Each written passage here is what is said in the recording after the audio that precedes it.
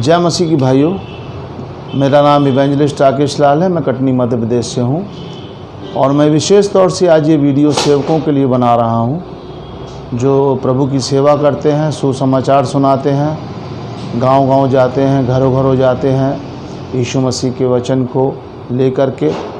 और मैं इस बात पर बहुत मंथन कर रहा था कि जिस तरीके से आप लोग सेवा करते हैं, अब रात और दिन प्रभु के लिए मेहनत करते हैं, लोगों को सुसमाचार सुनाते हैं, तो जब आप सुसमाचार सुनाते हैं तो जिस तरीके से रिज़ल्ट आना चाहिए वैसा रिज़ल्ट नहीं आता है। अगर दिन भर में अगर आप 100 लोगों को सुसमाचार सुनाते हैं, 100 घरों में जाते हैं, तो आप इस बात को समझ सकते हैं, आप जानते होंगे कि उन 100 लोगों में से कितने लोग प्रभु यीशु मसीह को ग्रहण करते हैं, उस सच्चाई को समझ पाते हैं, प्रभु यीशु मसीह के पास आने पाते हैं या आपसे दोबारा संपर्क करने पाते हैं, ये आप बेहतर जानते हैं। मेरा मानना है कि बहुत थोड़े लोग हैं जो सच्चाई को ग्रहण कर पाते हैं और सच में प्रभु यीशु मसीह के पास आ पाते हैं। मैं आपको कुछ बाइबल के वचन बताना चाहता हूँ। प्रेरित पौलुस जो हैं सुसमाचार सुनाने के लिए प्रेरित किए गए थे और वो हमेशा उनका उद्देश्य था कि सुसमाचार लेकर के जाऊं, सुसमाचार प्रचार करूं, ऐसी जगह जाऊं जहां मसीह का सुसमाचार नहीं पहुंचा है। अन्य जातियों के बीच में सुसमाचार लेकर के जाते थे, वो जो यीशु मसीह को नहीं जानते थे उनके पास जाते थे पौलुस प्रेरित, और वहां सुसमाचार सुनाते थे। उनका उद्देश्य जो था सुसमाचार प्रचार करना था। मैं आपको कुछ वचन बताता हूं। प्रेरित पौलुस ने अपने वचन में कहा है, पहला कुरिन्थियों उसका 2 अध्याय उसका 4 और 5 पद पढ़ेंगे। उसमें लिखा है, पौलुस प्रेरित कह रहे हैं कि और मेरे वचन और मेरे प्रचार में ज्ञान की लुभावने वाली बातें नहीं, परंतु आत्मा और सामर्थ का स्पष्ट प्रमाण था, इसलिए कि तुम्हारा विश्वास मनुष्यों के ज्ञान पर नहीं परंतु परमेश्वर की सामर्थ पर निर्भर हो। ये बहुत महत्वपूर्ण वचन है। उसके प्रचार के अंदर सामर्थ का प्रमाण था।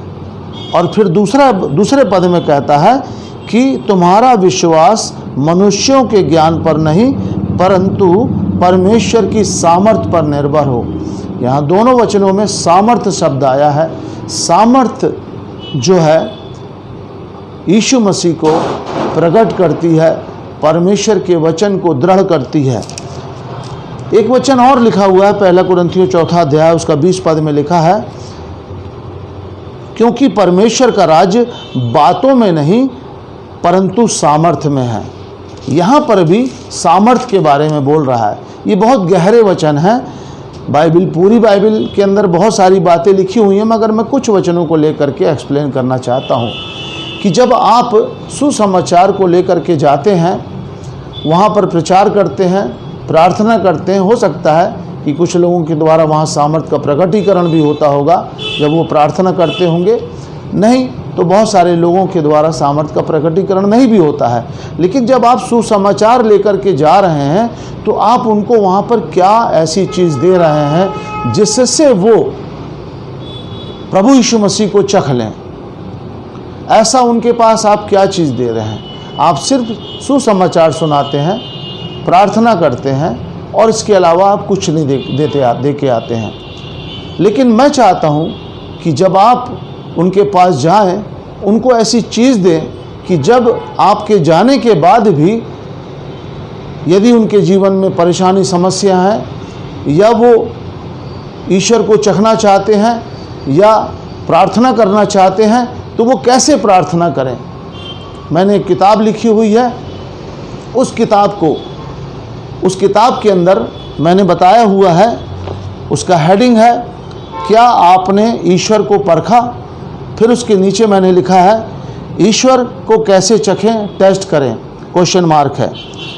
और इसके अंदर मैंने बहुत सारी बातें बताई हैं जो दिमाग को खोलने के लिए काफ़ी हैं। उसके अंदर मैंने बताया, सबसे पहले फ्रंट पेज में मेरी गवाही है कि कैसे मैं शराब, तंबाकू, सिगरेट आदि गाली गुप्तार दुनियादारी संसार में लिप्त था, लेकिन मैंने किस तरीके से छुटकारा प्राप्त किया, उस प्रैक्टिकल को मैंने यहाँ पर लिखा है ताकि कोई भी व्यक्ति अपने जीवन में बीमारी से, समस्याओं से, नशों से, हर बुरी बातों से छुटकारा प्राप्त करके अपने जीवन को बदल सकता है, जैसे मेरा जीवन बदला। फिर आगे मैंने दूसरे पेज में लिखा हुआ है, क्या आपने अपने ईश्वर को चखा, टेस्ट किया। बहुत सारे भारत देश के अंदर धर्म हैं और बहुत सारे ईश्वर हैं। उसमें मैंने लिखा है कि क्या कभी आपने अपने ईश्वर, भगवान, जीसस, गॉड, पीर, पैगंबर, अल्लाह को चखा या टेस्ट किया है? नहीं किया तो क्यों नहीं किया? फिर मैंने आगे लिखा है, इंसान ईश्वर को क्यों पूजता है, क्यों मानता है ईश्वर को, क्यों पूजा पाठ, हवन, यज्ञ, चर्च में जाकर प्रार्थना करना, मस्जिद में जाकर नमाज पढ़ना और भी क्रियाकलाप जो रहते हैं हर धर्म के अंदर, वो सारे क्रियाकलापों को वो करता है। और क्यों मानता है, क्यों करता है? इसलिए करता है कि वे हमें परेशानियों से, मुसीबतों से, परेशानियों से और बीमारियों से, तंगी मुसीबत से, हर बुरे व्यसनों से, बुरी आदतों से, बुरे लोगों से हमें बचाएं। और उसके बाद भी जब कुछ नहीं होता है तो उन ईश्वरों को जिनको हम मानते हैं उनको कैसे टेस्ट करें, कैसे चखें, कैसे आजमाएं उनको कि जिनको हम मान रहे हैं वो सही में है कि नहीं है। इस दुनिया में बहुत सारे लाखों करोड़ देवी देवता, पीर, पैगंबर, ईश्वर हैं, अल्लाह हैं, गॉड हैं, बहुत सारे हैं, लेकिन इसमें सच्चा ईश्वर है कौन?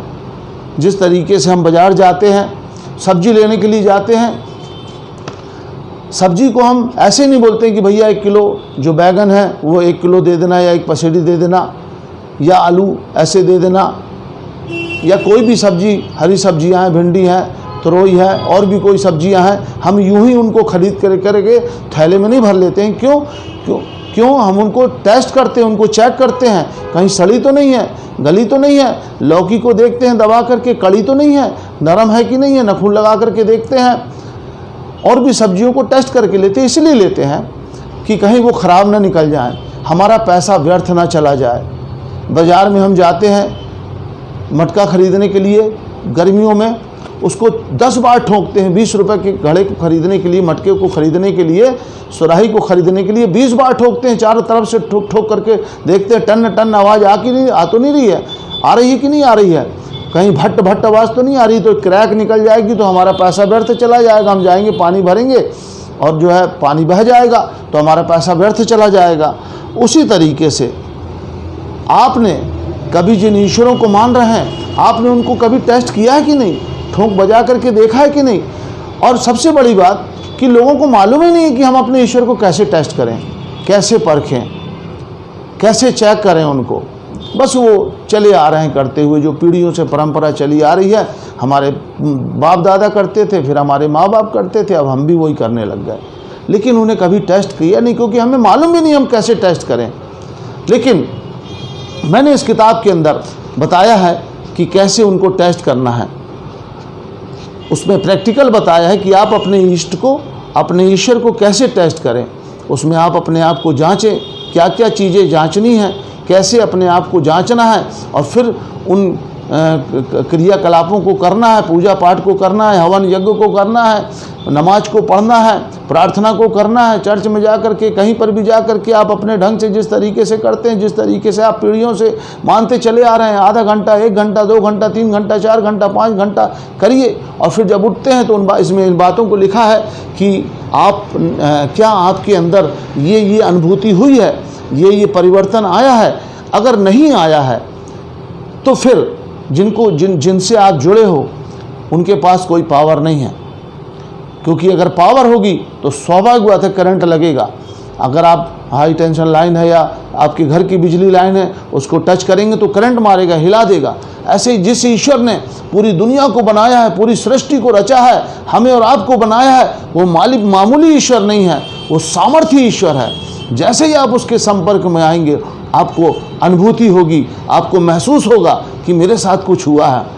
फिर मैंने उसमें आगे लिखा हुआ है कि अगर आपको कोई अनुभव नहीं मिला है तो आप एक बार यीशु को टेस्ट करें। यीशु को टेस्ट करने के लिए कैसे यीशु को टेस्ट करना है उसके बारे में मैंने बताया है। उसमें फिर एक मैंने अंगीकार कराया है, इसमें एक अंगीकार की प्रार्थना है, इसमें क्रूस की कथा का अंगीकार है। जो क्रूस की कथा है, यीशु मसीह जो क्रूस पर चढ़े, उस क्रूस में हर घटना जो उनके साथ हुई है, सर पर कांटों का ताज पहनाया जाना, उनको कोड़े मारे जाना, उन पर थूका जाना, उनको थप्पड़ों से मारना, उनको कपड़े उतार करके उनको नंगा कर देना आदि, क्रूस पर चढ़ाया जाना, पित्त मिला हुआ सिरका पिलाया, इस सब का एक बहुत बड़ा कारण है समस्त मानव जाति के पापों के छुटकारे के लिए, कल्याण के लिए बीमारियों को अपने ऊपर लिया। प्रभु यीशु मसीह क्रूस पर चढ़े तो उस क्रूस का जो कथा है उसका अंगीकार कराया है। फिर उसके बाद मैंने इसमें प्रतिदिन की प्रार्थना कराई है। प्रतिदिन की प्रार्थना कैसे करें मैंने इसमें बताया है। प्रतिदिन की प्रार्थना के लिए पश्चाताप, समर्पण, अंगीकार की प्रार्थना है। फिर उसके बाद कैसे प्रार्थना करना है, प्रतिदिन सवेरे, दोपहर, शाम 3 टाइम इस प्रार्थना को कर सकते हैं, मैंने इसमें बताया है। फिर उसमें थोड़ा सा आगे एक मैसेज है, छोटा सा मैसेज है। फिर उसमें एक उसके जो 6वां पेज है उसमें मैंने बताया है कि आप कहेंगे कि इस प्रक्रिया से क्या होगा। तो जब आप इस तरीके की प्रार्थना करेंगे आपको जो जो अनुभव मिलेंगे उन बातों को मैंने इसमें लिखा हुआ है। वो 4 पॉइंट हैं और 4 पॉइंट के अंदर 4 पॉइंट हैं, चौथे पॉइंट के अंदर और 4 पॉइंट हैं कि इसमें आपको क्या अनुभव मिलेगा। फिर एक छोटा सा मैसेज है और उसके बाद फिर मैंने एक प्रार्थना और इसमें कराई है, बीमारी, दर्द, बीमारी, दुष्ट आत्मा से छुटकारे के लिए प्रार्थना। इस अंगीकार को प्रार्थना इस अंगीकार को आप करते हुए प्रार्थना करेंगे और डांट के भगाएंगे तो दर्द 100% चला जाएगा, बीमारी 100% चली जाएगी, छुटकारा आपके जीवन में आ जाएगा। इस प्रार्थना को इस तरीके की लगातार आप करते जब रहेंगे, विश्वास के साथ करते रहेंगे तो 100% परिवर्तन आपके जीवन में आएगा। और फिर मैंने इस तरीके की जो दर्द से, बीमारी से छुटकारे के लिए प्रार्थना है या प्रतिदिन की प्रार्थना है, इस प्रार्थना को करने के बाद आपके साथ क्या होगा, कैसे आपका उद्धार होगा, कैसे आप मोक्ष को प्राप्त करेंगे, कैसे आपका उद्धार हो जाएगा, उसके बारे में मैंने इस किताब के अंदर बताया है। क्या क्या आपके साथ घटना होगी, एक छोटा सा मैसेज भी है इसके अंदर और ये जो है 8वें पेज के अंदर है और ये बहुत अच्छी किताब है। जब आप कहीं पर भी जाएंगे, इस किताब का मूल्य मैंने 20 रुपये रखा हुआ है, 20 रुपये इस किताब का मूल्य है और ये आपको कम रेट में मिलेगी ताकि आप अपनी सेवकाई के लिए भी इसमें से जो है बचा सकते हैं। आपकी सेवकाई जो आप दिन भर करेंगे, बाइबल में लिखा है दाएं में चलते हुए बैल का मुंह नहीं बांधना चाहिए। आप सेवकाई करते हैं तो इसमें से 2 पैसा आपकी आमदनी भी हो जाएगी ताकि जिससे आपका जो है प्रतिदिन का खर्चा चल सकेगा। तो इस किताब को देने से आपको ये होगा कि जिस किसी को भी ये किताब आप दे करके आएंगे वो व्यक्ति अपने जीवन में इस किताब के अनुसार प्रार्थना करेगा और छुटकारा प्राप्त करेगा, उसका जीवन बदल जाएगा और उसके जीवन में अद्भुत के आश्चर्य कर्म हो जाएंगे। अगर वो बीमार है, उसकी बीमारी है, वो इस तरीके की प्रार्थना करेगा या कोई बीमार व्यक्ति उसके पास आता है, वो अंगीकार वाली प्रार्थना खुद बोलेगा और उसके पीछे पीछे लोग बोल करके प्रार्थना कर लेंगे और वो छुटकारा प्राप्त कर लेगा। अद्भुत के आश्चर्य कर्म होंगे। आप इसे अपनी सेवकाई में भी इस्तेमाल कर सकते हैं, अपनी कलीसिया के अंदर जब आप मीटिंग करते हैं इस तरीके की पश्चाताप, समर्पण, अंगीकार की प्रार्थना को आप कराएं, आप देखेंगे अद्भुत चमत्कार वहाँ पर होंगे, अद्भुत आश्चर्य कर्म वहाँ पर होंगे और आपको देखने मिलेगा कि सचमुच में परमेश्वर का राज बातों में नहीं सामर्थ्य में है।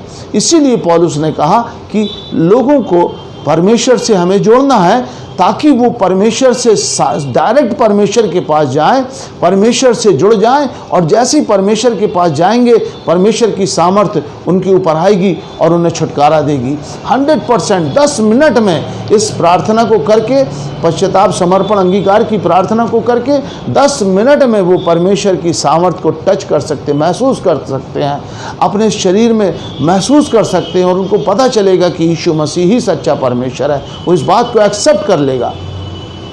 कई ऐसी बातें घटना घटी हैं, कई ऐसी गवाहियां हैं कि लोगों ने 10 मिनट में परमेश्वर को टेस्ट किया है। मेरी सामर्थी प्रार्थना भी यूट्यूब में डली हुई है, उस प्रार्थना के द्वारा भी बहुत अद्भुत के काम परमेश्वर ने किए हैं और बहुत सारे लोगों के जीवन में कर रहा है लगातार।